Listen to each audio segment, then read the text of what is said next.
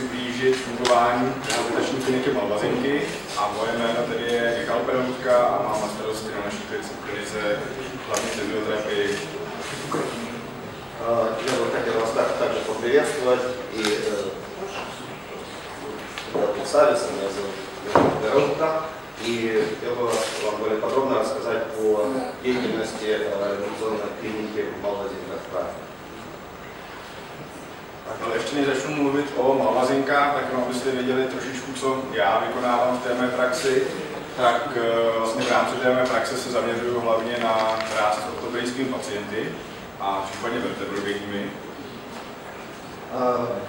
Прежде я хотел бы несколько слов сказать о своей специализации, о том, чем я занимаюсь. V rámci ještě vlastně té mé další praxe taky funguji jako učitel na vysoké škole fyzioterapie a jenom jako lektor různých kurzů pro fyzioterapeuty, lékaře v Čechách a na Slovensku. Кроме работы непосредственно врачом-физиотерапевтом, я также преподаю в университете спортивной медицины. A v rámci té praxe taky ještě hodně zaměřuju na práci se profesionálními sportovci, jako jsou například hráči ledního hokeje, kteří působí v americké NHL, v ruské KHL, případně sjezdaři a lyžaři. К моим слушателям и пациентам, относятся спортсмены, в том числе хоккеисты североамериканской хоккейной лиги НХЛ, а также другие спортсмены и российской лиги.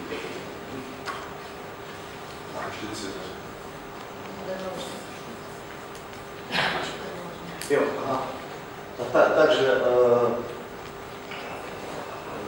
моя деятельность связана с обеспечением физиотерапевтическими процедурами, условиями спортсменов в данном случае горнолыжников. A než ještě než se tady dostaneme k rehabilitační klinice Malvazinky, tak bych vám rád trošku pověděl v krátkosti o historii fyzioterapie v České republice, abyste věděli, na co vlastně ty naše rehabilitační postupy navazují. Я хотел бы несколько слов сказать об истории физиотерапии в České republice. Taky první zmínky o té fyzioterapii byly za vlády Marie Terezie a v té době vlastně fungovali potom lidé, jako byl Priznic, jako byl pan Knajp, který v lázeňství a v rehabilitační medicíně jsou, myslím, že známí po celé Evropě. A vlastně počátkem 19. a 20. století se potom ta rehabilitace začala formovat trošičku ucelenějším a novějším směrem. No, первые упоминания о физиотерапевтических услугах, процедурах были еще при Марии Терезии в 18 веке. Ну а далее, как вы видите из слайда, более активно этот вид медицинских услуг развился в 19 столетии. И tak a vlastně ta novodobá fyzioterapie v České republice se ale váže hlavně s jmény těchto profesorů, které tady vidíte. A celá ta skupina lidí spadá do tzv.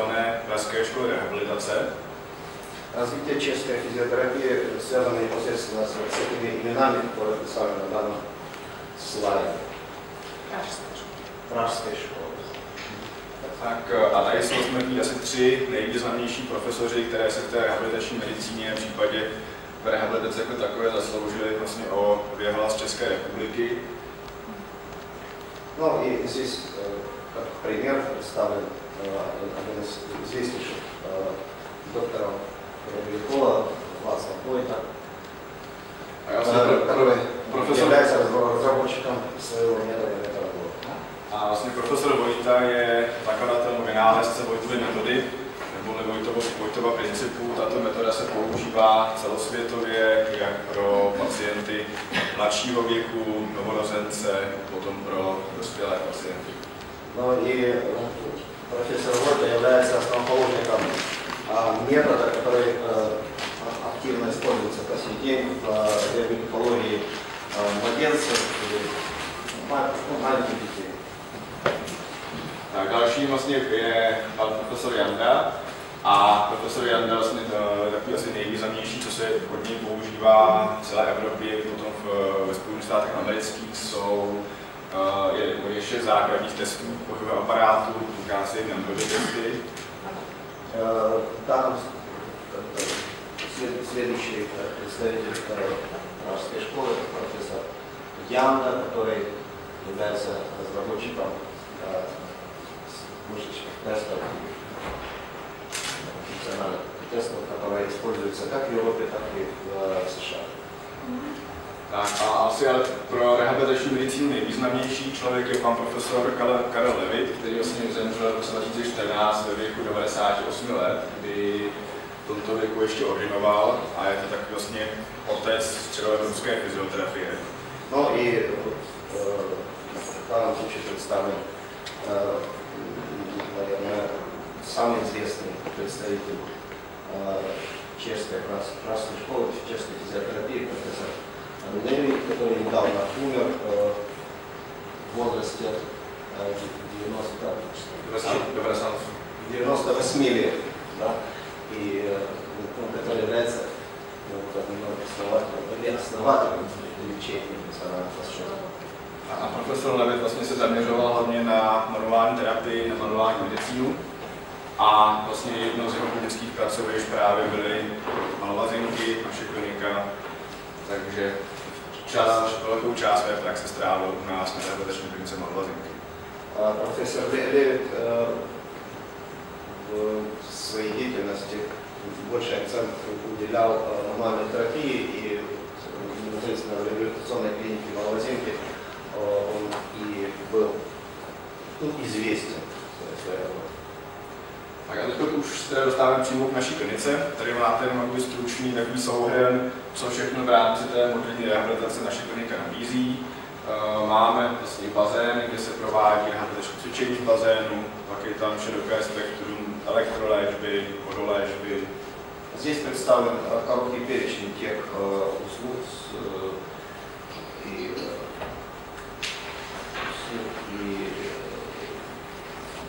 которые представляет наша клиника, можете познакомиться. Tak a potom teď takový asi nejpodstatnější z mého pohledu fyzioterapeuta jsou metody rehabilitační, které u nás používáme. A tady vám vlastně v rychlosti trošku ty metody popíšu, po té prezentaci si pak uděláme krátkou ukázku těch metod. A jsou to vlastně metody, které se používají v části unikátně v rámci České republiky i Slovenska. Сейчас я вам коротко представлю основные реабилитационные методы, которыми пользуемся мы, которые популярны в чешской, уникальные и популярны в чешской. Tak, první metoda je FMS, neboli Functional Movement Screen. Как вы видите, здесь представлен первый метод, который называется FMS. Tak, tato metoda vlastně pochází ze Spojených států amerických, kde ji objevili sportovní fyzioterapeuti, kteří se právě zaměřují na diagnostiku pohybového aparátu. Данный метод разрабатывался как основной метод для опорно-двигательного аппарата в реабилитации спортсменов. A vlastně slouží k testování stavu pohybového aparátu na základě vlastně 7 základních testů. И он является основным тестом для определения состояния опорно-двигательного аппарата, который включает в себя 7 основных позиций. Vlastně každý z těch testů se bodově hodnotí, ty body se potom sčítají. Tady máte vlastně to bodové hodnocení je 0, 1, 2, 3 a maximum tedy 21 bodů z toho testu. В результате этих 7 тестов делается подсчет отдельно каждого, и потом совокупно определяется состояние опорно-двигательного аппарата данного пациента. Tak a vlastně celý ten test slouží hlavně k tomu, aby fyzioterapeut či proškolený pracovník měl rychlý přehled o stavu pohybového aparátu toho člověka, ale samozřejmě není to náhrada všech možných manuálních testů v rámci fyzioterapie, všech možných ortopedických testů, je to vlastně doplněk té fyzioterapie, který pochází spíš z té oblasti profesionálního sportu. Но будучи тестом и механизмом для определения состояния, данный метод не исключает других методов физиотерапии для данного пациента. A jeden vlastně z hlavních takových přínosů té metody je zpřehlednění těch testů pro pacienta, protože většina těch testů manuálních je trošku složitá na interpretaci pro pacienty, trošku složitá i na pochopení. Но другие тесты мануальной терапии, они не настолько просты для понимания, как это может выглядеть, поэтому se používá tento. Jo, není to náhrada. Поэтому используется этот метод, хотя, как мы уже сказали, не исключается, а наоборот остаются те методы, которые так или иначе будут использованы в дальнейшей физиотерапевтической. A vlastně průběh toho, ten test jako takový trvá kolem 45 až 40 minut.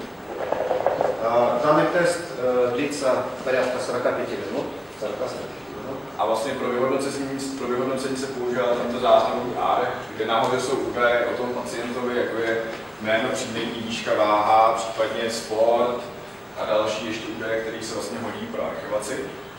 No i данный тест, видите, представлен. Да, результаты теста включают в себя различные данные, в том числе и первичные данные о пациенте, и потом уже. A vlastně tady těch 7 základních testů, kdy například ten první, to je dřep, který si ukážeme, tak ten se vlastně hodnotí jednou známkou a pak jsou vlastně testy, které se provádí zvlášť pravá a levá strana.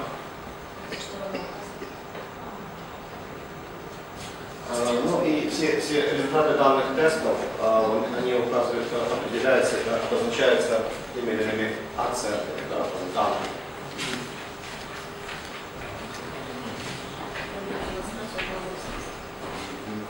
Jo, rovnou si teda ukážeme takový 2 základní testy, což je asi takový nejrychlejší, že celý ten test tady nestihneme. Мы сейчас вам покажем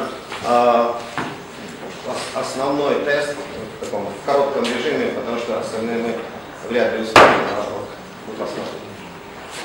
Tak a vlastně u toho dřepu základní vlastně provedení je takové, že pacient se stoupne takhle, jak stojí rovně a chytne si tu tyčku nad hlavou. Как видите, ровно.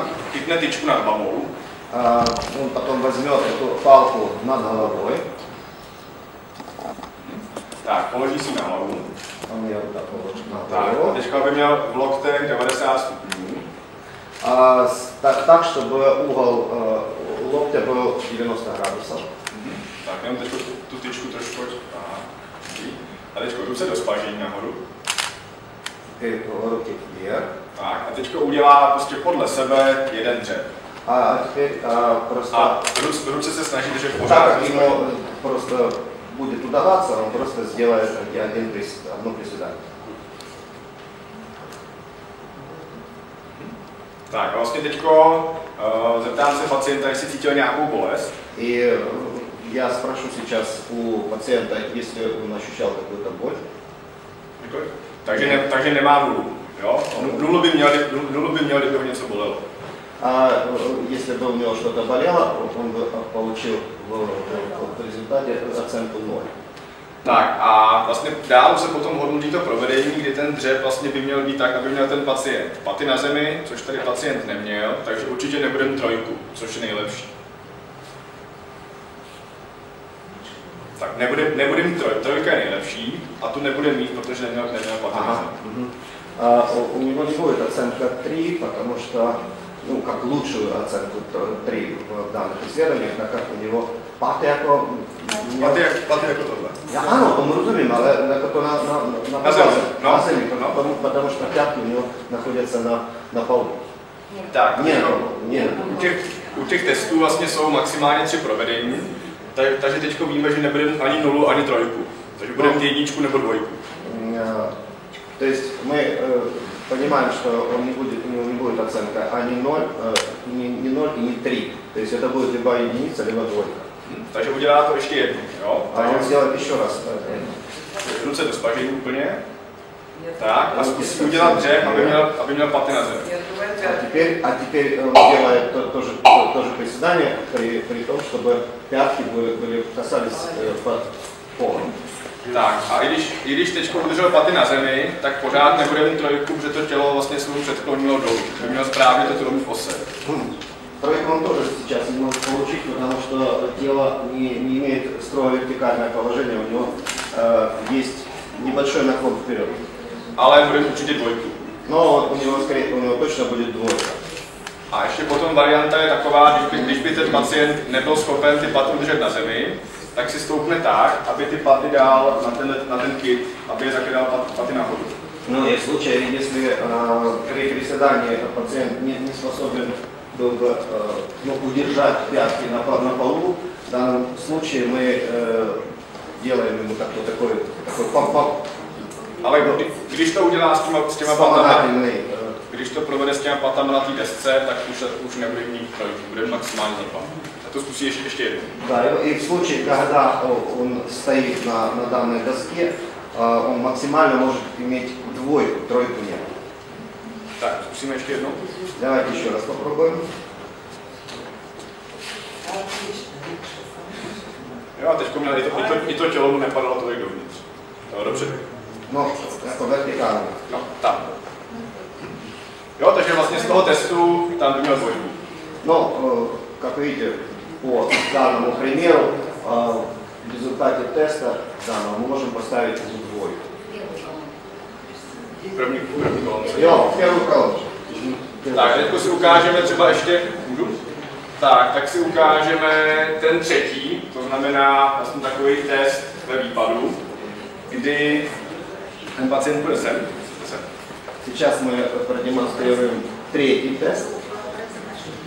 Tak vlastně pomocí té tyčky se změří vlastně vzdálenost od země k laterální části tuberozitá stívě. Когда мы с помощью данной палки сможем измерить длину латеральной части. Tak a teďko vlastně tady má 18,5, tady ta tyč je v palcích, americký nejde centimetr. Сейчас данный показатель имеет 18,5 дюймов, это американская система. Tak, a teďko se stoupne tak, že si pravý palec dá na tu nulu, na ten plast si stoupne. Правый палец он поставит на наш ноль. Tak. No. A levou patu dá sem na těch 18,5. А левую пятку он поставит на показатель 18,5. Tak, a jelikož má teď levou nohu vepředu, ну а поскольку у него левая рука впереди, tak, a teď tu tyč chytne tak, že pravou ruku si dá za hlavu. И в этом случае правой рукой возьмется за эту палку, a levou rukou внизу. Tak, a teďko bude se snažit mít hlavu, hrudní páteř i bedra v kontaktu s tou tyčí. Jo? Že tu hlavu nebude předkládání dopředu, ani tělo. И он будет стараться удерживать тело и свое тело вдоль, касаясь данной палки. Ty tři body budou v kontaktu s tou tyčí. Эти три точки, шейный позвонок, далее. Голова, Hrudní páteř a dole bedra. Aha. I поясница. Tak, a teďko se bude snažit, může zvednout pravou patu a pravý koleno položí na tu desku. А сейчас он будет стараться правое колено положить на доску. Tak, může. To je prostě pravé. Ne, pravé koleno. 18,5. Tak. A vniz. Jo, пятка, да, tak можете. A zpátky nahoru. И назад вверх. Tak, ještě jednou. Еще раз. Zpátky. Да. Ještě jednou. Еще раз. Zpátky. Назад. Tak, dobrý, povolit. A teď to samé bude na druhou stranu. А теперь следует сделать то же самое, только с другой стороны. Tak a vlastně teďko, když měl vepředu levou nohu, tak se hodnotí levá noha. To znamená, že vlastně tam by měl u levé nohy by měl trojku za tuto stranu. И это sloupec. Třetí test. В третьем тесте в данном случае он может иметь оценку тройку, 3. Jo, protože vlastně má 3 pokusy a vždycky se hodnotí ten nejlepší. Пациент имеет 3 попытки и выбирается та попытка, которая лучше. A teď vlastně bude to samý, akorát si ty prohodit ruce. Jo, že vlastně vždycky nahoře má druhou ruku v noze. Теперь происходит смена руки и... No, trojka je nejlepší. Tak, zase v kontaktu, hlavu. Палка находится в контакте с головой. A to samý. Поясницей. Ну, то же самое положение. Приседай. Вот да.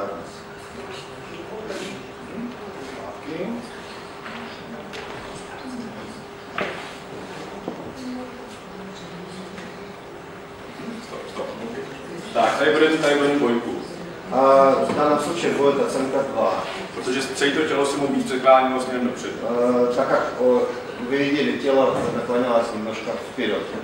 A vlastně u těch testů, kde se hodnotí pravá a levá strana, tak se vždycky počítá ten horší výsledek. To znamená, měl 3 a 2, takže dohromady má 2. В результатах, которые мы получаем после левой и правой ноги, выбирается худший результат, худшая оценка. Jo, a vlastně takhle potom se postupuje všechny ty ostatní testy, které jsou vyjmenované. И за таким же принципом осуществляется указание оценок при тесте. Когда выбирается хорší, že jo? Jo, horší. Да, когда выбирается худшее. Jo, protože vlastně u těch testů, co se hodnotí pravá a levá strana, tak cílem je to mít symetrický. To znamená, že je lepší mít třeba 2-2 než 3-1. Но при проведении данных тестов мы стремимся делать это идеальное положение, да, асимметричное, да? И симметричное, да. То есть 2-2, а не 1-3. Jo, vlastně takhle tady funguje, ještě takhle vlastně potom funguje všech těch 7 testů, na konci se to sečte a pacient se vlastně dozví. Так мы отрабатываем остальные тесты, которые потом в конце подсчитывают совокупно. А для человека вообще не может быть. Pacient nedokáže vůbec stát a splnit vaše úkoly. Tak mám 0. Ale ono potom se dá V этом случае он будет иметь 0. To samý tu 0 bude mít v první bolest při tom testu. Точно так же 0 будет в том случае, если он будет ощущать боль. Takže vlastně základní indikace k tomu testu je provedení těch testů. Pokud to bude člověk třeba po amputaci nohy, tak samozřejmě ten test provádí. Основным показанием для проведения этих тестов и есть, собственно, проведение этих тестов. Возможность проведения. Ну, а есть назначение для человека, который не может быть? Назначение тут? Vlastně смысл проходить тесты или потом даже какая-то программа лечения? celkově vlastně zhodnotit mobilitu, vlastně parametry, co se týkají mobility, síly a symetrie toho těla. A pokud jenom vlastně tohle ten test jsou pacienti, kteří nejsou schopni ho provést, tak my je potom testujeme jinak. Ale tohle je jakoby jeden z takových testů přehledných pro pacienty. Целью проведения данных тестов является определение функционального состояния пациента и его способность вообще провести данный тест. Если он этого сделать не может, тогда используются другие тесты. Jakoby jiný testy z manuální fyzioterapie, ale tohle právě je výhoda v tom, že je to přehledný pro ty pacienty. Для определения силы, подвижности и асимметричности тела. А потом? Для чего? Для чего? Tak a vlastně ten pacient, tak podle toho, jaký má skóre, podle toho vlastně, jak se vidí, kde případně má právě omezení té mobility, tak se vlastně potom navrhuje terapie v rámci dlouhodobého rehabilitačního plánu. No a по результатам окончательной оценки и определения подвижности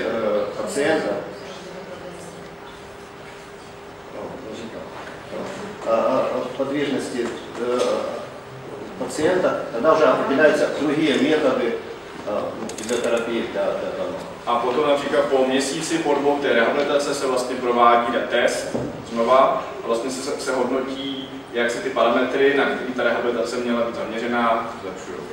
Ну а по истечении 1-2 месяцев реабилитации также проводится данный тест для того, чтобы опять понимать, какие методы лечения реабилитации использовать. А есть минимальная какая-то программа, минимальная, что определяют в течение виски? Там 10 дней, 2 недели, сколько можно минимум? Такие минимальный термин скутечный такого теста. Minimální záleží záleží na diagnoze pacienta.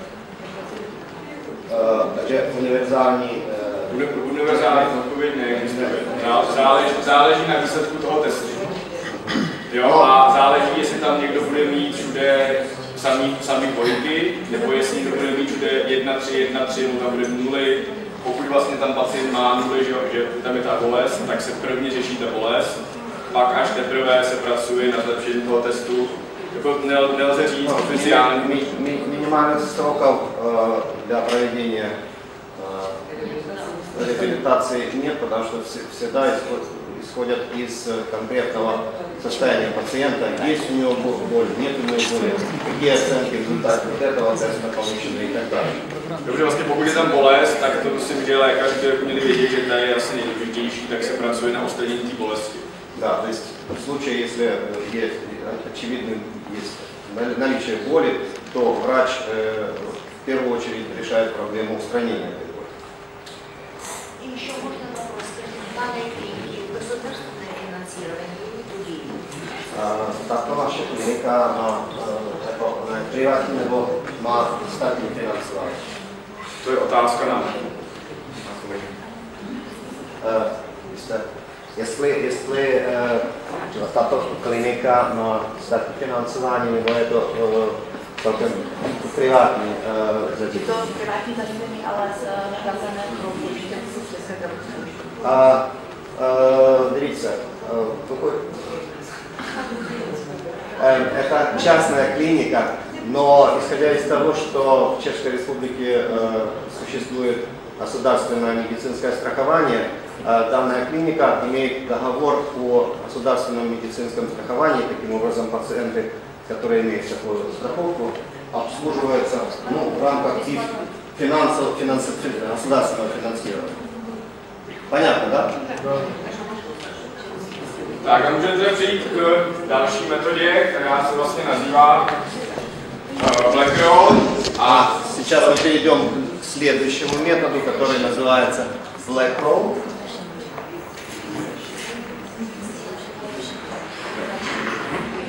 A vlastně Black Roll jsou vlastně takový specifický válečky a míčky, které se používají na terapii a uvolnění svalů. Но данный метод использует различные такие валики и различные формы, размеров и так далее, и является основным таким. Jo. Tak a vlastně používají se vlastně hlavně na ošetření tzv. Myofasciálních liní, který zkoumá pan doktor Robert Schleich. Данный метод используется для разработки фасциальных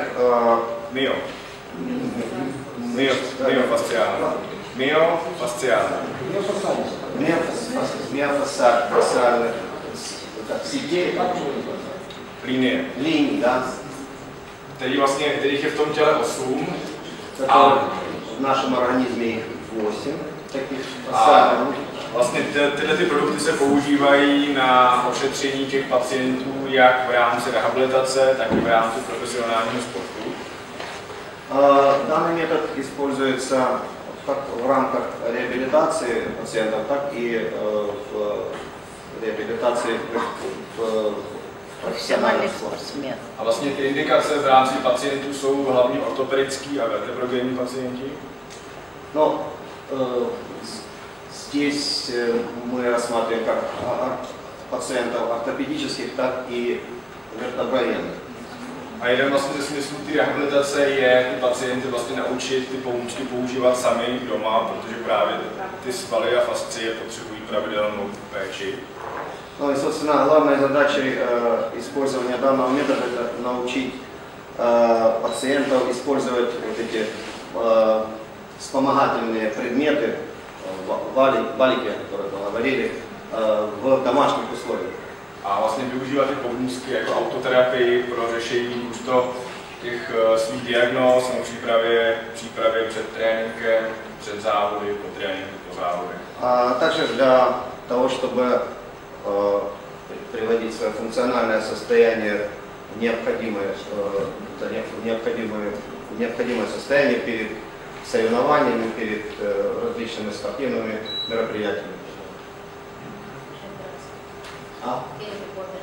А также предоперационный период и после операции. A samozřejmě stejně jako u toho FMS testu, indikace jsou ti pacienti, základní předpoklad je, aby byli schopni ten pohyb provést.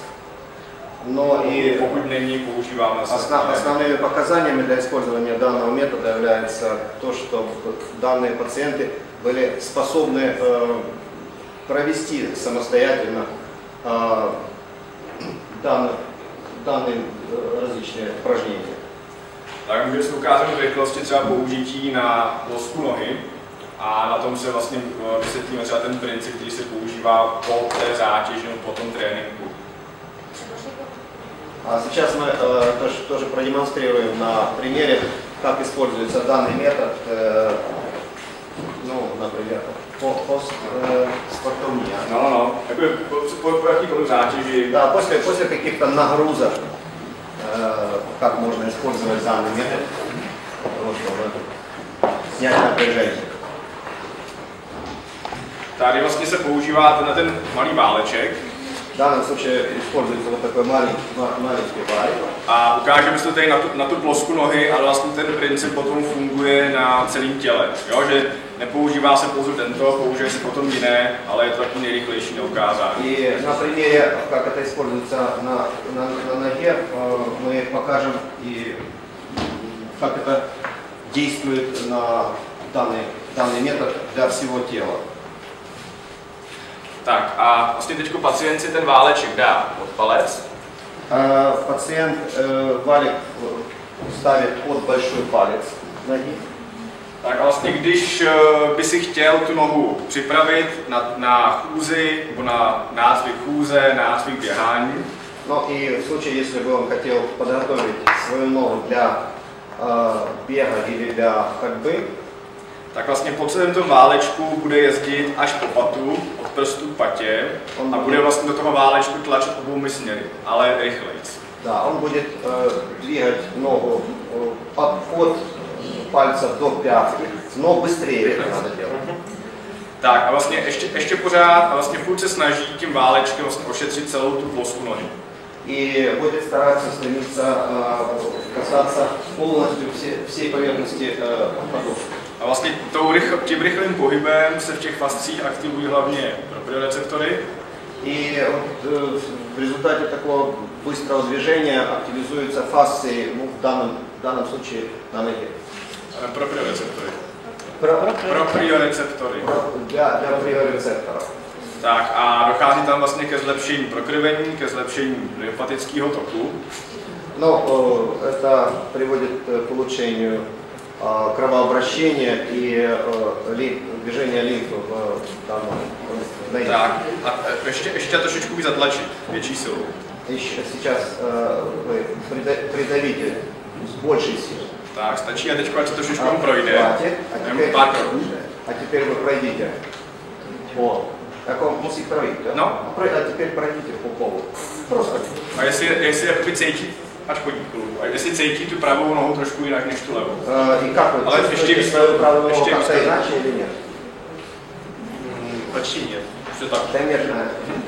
A teď vlastně půjdeme tu variantu po tom výkonu, kdy vlastně půjde ten samý princip, akorát půjde od té špičky a půjde co největším tlakem do toho válečku to půjde. Jakoby a pomalu od prstů А paže. сейчас вы не так быстро будете делать то же самое движение, но с большим усилием от пальца Ještě еще медленнее. От пальца к пятке. Так, И с большим усилием. а С нарастающим усилием. větší tlak. Больше давление. A to trošku bolí. Больше болит вам? Нет. Нет. Абсолютно. A ještě zpomalí. Hlavně ten pohyb od prstů směrem k patě ještě pomalej. А еще медленнее. Ještě pomalej. Попробуйте сделать. Еще медленнее. Tak. A teďko ještě pomalej. Pomalu. Tak, co nejpomalej, jak může. Tak.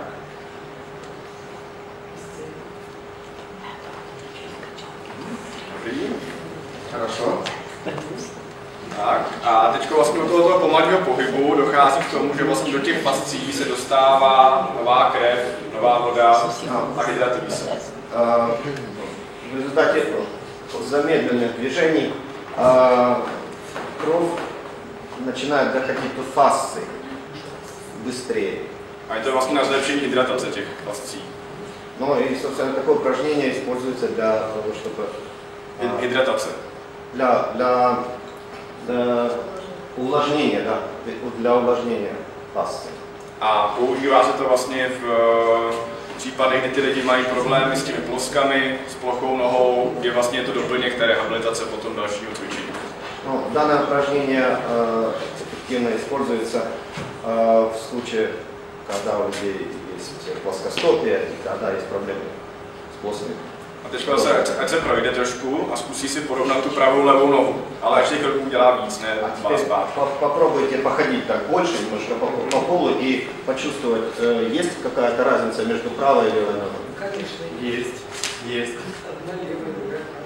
Я сделал. Это более чувствительно стало.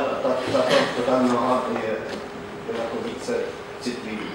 Tak, protože se právě probudí ty receptory v těch pascích a de facto ten člověk tu nohu jako víc vnímá, líp s ní potom může No, потому что активизировались рецепторы фасции и, естественно, человек начинает более четко ощущать больше свою правую ногу. Jo, to je tak jako v rychlosti, ale podobně to vlastně funguje na celém těle, jak vidíte na těch fotkách, i na nohy, na záda, ale nejrychleji se to ukáže na tím noze. Тот же метод, те же тоже упражнения используются на других частях тела, там, спина, нога и так далее. Все? Это упражнение делается стоя, только одна нога, или нужно сидя и бегать. Dá se toto splňovat jako sedě a No tak dvě nohy na jednou jsou zbytečný, ale v sedě třeba lidi, co pracují v kanceláři, tak klasicky se to můžou použít to samý v sedě. Akorát na to vyvinou jako menší sílu, než když stojí, ale dá se to. Естественно, можно это проделывать и сидя. Единственное, понимать, что при этом усилие ноги будет уменьшено, чем если вы будете стоять. Jo, že jako není potřeba používat dvě na jednou, vždycky jednu, ale dá se to používat na takový. Да, естественно, можно использовать одну или две. Tak, potom vlastně další technika, kterou používáme, je technika kinesiotaping method, která vlastně pochází z Japonska, kde se tvrdí Palmatonogen, to přímo v oblasti kůže, používá se to při bolestivých stavech. Данный метод используется при болезненных состояниях кожи, в первую очередь, на различных частях тела. Tak, a půjdeme dál.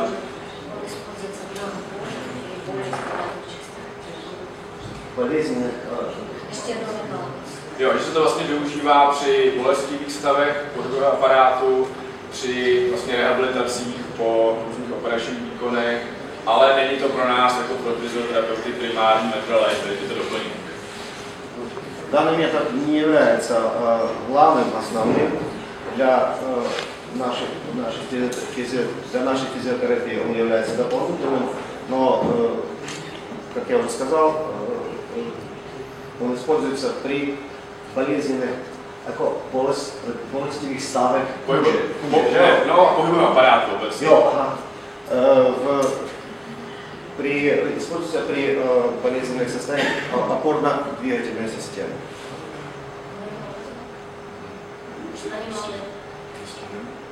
Если хотите, мы можем сделать, показать.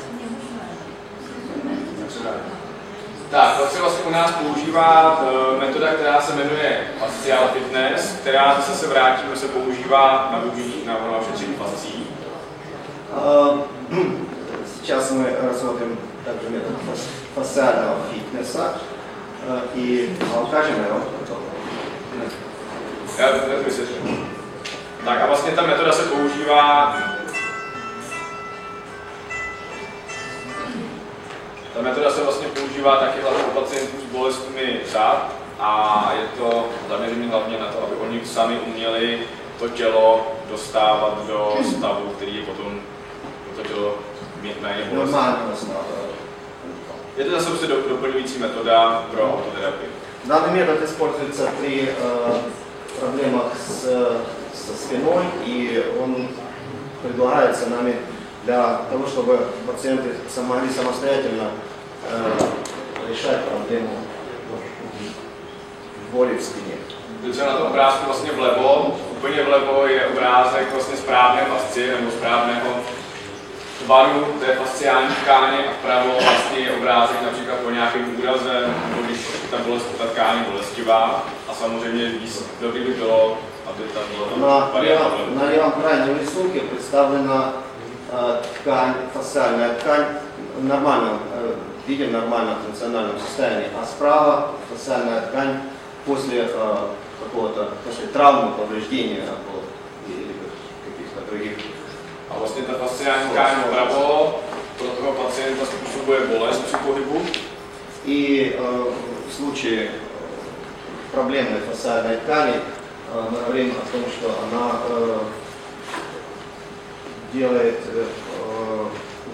причиняет боль для пациента. Omezení pohybu, ограничивает движение. A vlastně ty základní 4 prvky Fascial Fitness slouží na to, aby se ta fasciální tkáň vlastně remodelovala do toho obrázku vlevo.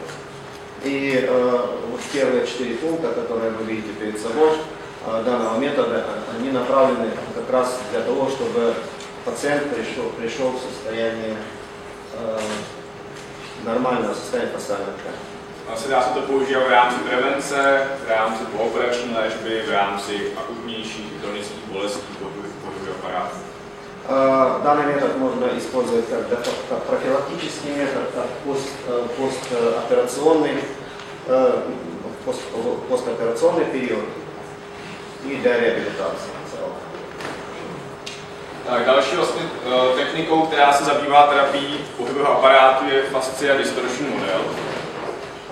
Следующая техника методом, который используется для реабилитации, является фасциально-дисторсионная модель.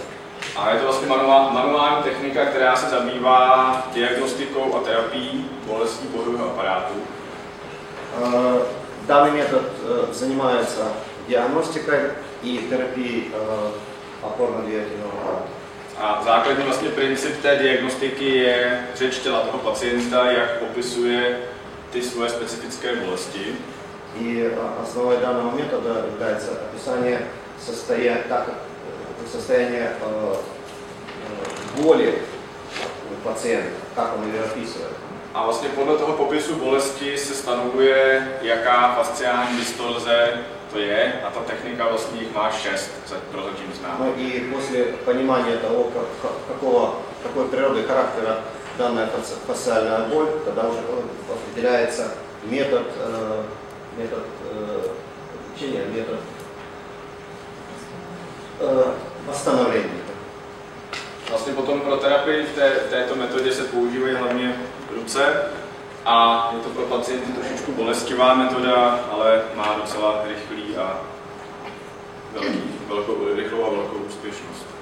Данный метод предполагает использование рук, да, то есть массажа, и в принципе это достаточно бывает болезненный метод и для пациента, но с другой стороны он является эффективным и приносит достаточно быстрые положительные результаты.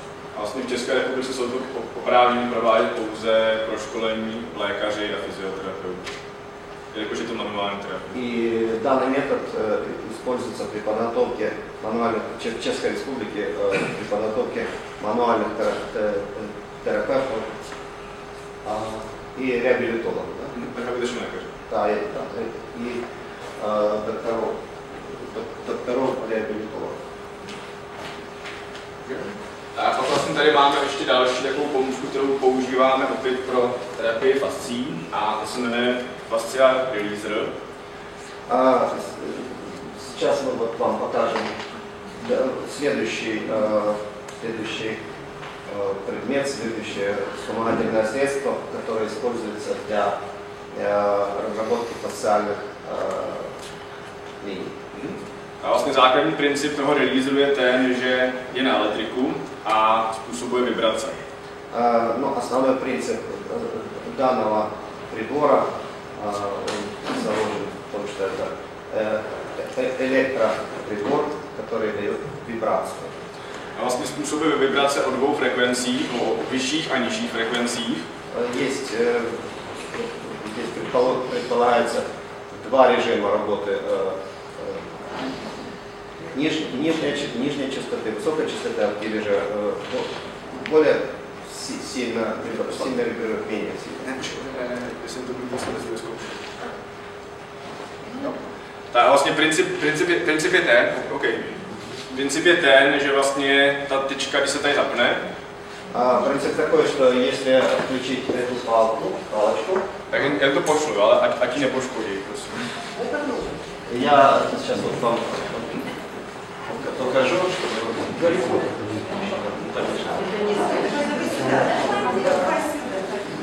A vlastně to tlačítko, co tam je, tak když ho mášnete z boku, tak se tam přepínají ty frekvence. Там такая кнопочка, вы можете нажимать ее, а переключать частоту. A vlastně se to používá pro to, když se vyšetří nějaká manuální restrikce těch fascí. Například, že někdo bude mít problém, že ta fascie není posunlivá směrem dolů. И в случае, если вы понимаете, в каком состоянии фасция в той или иной части тела, вы Ne, tak jsem si chtěl říct, že vlastně podle směru té restrikce se potom pracuje na směru. Вы определяете в этом случае направление проблемной части фасции и таким образом используете данный прибор в том состоянии снега, в том же самом направлении. Jo, takže asi je to doplněk vlastně té manuální terapie. Ta manuální terapie Это как вспомогательное средство при мануальной терапии. A vlastně pro ty fascie ty vibrace o nižších frekvencích mají uvolňující efekt. И на нижних частотах данный прибор действует как расслабляющий на фасцию. A dá se vlastně tam potom použít ta vyšší frekvence zase jako příprava na nějaký výkon, buď to v rámci Также можно использовать и более высокую частоту уже при подготовке организма для каких-то более задач, связанных с напряжением, физическим напряжением организма. Ale primárně je to vlastně doplněk pro manuální terapii. Но так или иначе, первично это вспомогательное средство при мануальном терапии. A vlastně princip, nebo je to vlastně jednoduše nabíditelný do telefonu. Je to nabídný jako telefon. Ага. Он достаточно просто в эксплуатации и заряжается точно так же, как телефон. Сколько стоит? V eurech je to nějakých 200 euro, 200-220.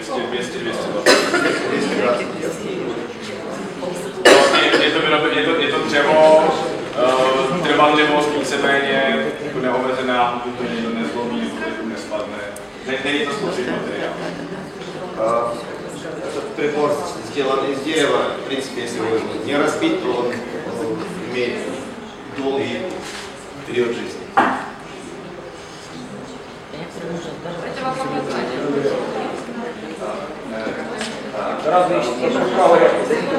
Так оно делает.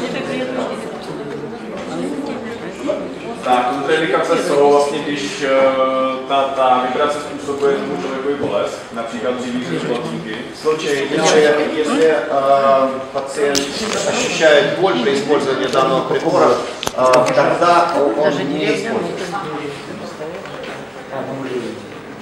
Tak a vlastně poslední ten doplněk, který používáme v té naší terapii, tak je Compex. И последнее вспомогательное средство, которое мы используем в физиотерапии, это аппарат Compex. F5. F5.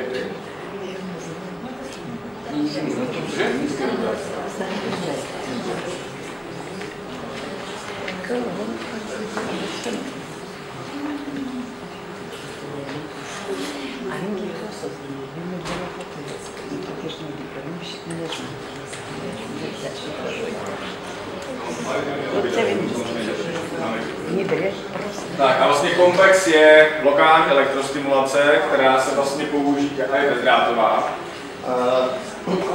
Compex это прибор для локальной электростимуляции. A je bezdrátová. И он беспроводной. A vlastně používá se na stimulaci měkkých tkání, svalů, po úrazech v rámci rehabilitace. Используется при реабилитации, при повреждениях мягких тканей, мышц. A dá se to vlastně používat například po operaci kolen, po plastice předního sluštěného vazu. Это можно использовать после операции на колене, операции крестообразных связок. A dá se to vlastně používat i hned v té pooperační fázi, kdy ten pacient ještě nemůže tolik cvičit. И он наиболее эффективен или же наиболее хорошо его использовать после операционный период, когда пациент еще не способен двигаться активно. A když ten přístroj má v sobě asi 80 programů, tak se vlastně ty programy dají použít v těch dalších rehabilitačních fázích. Исходя из того, что данный прибор имеет тento přístroj má několik programů, 80. No, в нем есть 80 различных программ, которые можно просто использовать для различных случаев, для различных состояний. A dá se to vlastně potom používat, kdy se facilitují přímo ty specifické atrofované svaly, když ten člověk může být ve fitku, může běhat, ale dá se to vlastně bezdrátově používat při těch reakcích. Естественно, данный прибор можно использовать также и исходя из того, что он удобный и беспроводной, использовать также при воздействии, при физиотерапии различных мышц. Tak.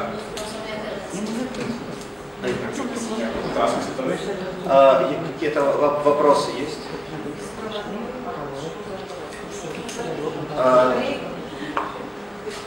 Да, Алиса, да. Bezdrátový znamená, že... Она tomu rozumí, ale v tomto No, ne, není to ani do zásuvky, ale já mám ten přístroj tady v ruce a ten dotyčný tady může běhat. Takže k němu nebere žádný kabel. Беспроводной аппарат подразумевает собой, это вы спрашивали, беспроводной аппарат подразумевает то, что, вот, скажем, доктор может иметь его в руке, например, а пациент может двигаться Že vlastně v té aktivní fázi rehabilitace ten pacient už není na lehátku, prostě cvičí, hýbe se podle toho, co je indikováno.